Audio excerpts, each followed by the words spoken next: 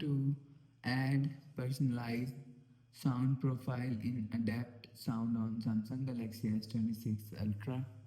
Let's start the video. First of all, go to App Library. Here click on Settings App. Now in Settings, scroll down and click on Sound and Vibration.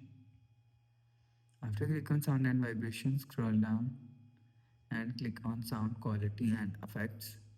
After click on Sound Quality and Effects, scroll down. You will see Adapt Sound is here. Click on Adapt Sound.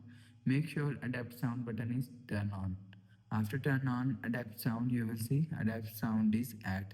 Scroll down, so you will select under 30 years old, under 30 to 60 years old, or 60 years old. And if you want to add personalized sound profile, and click on Next, and you will see Insert Headphone. After Insert Headphone pin, you will see,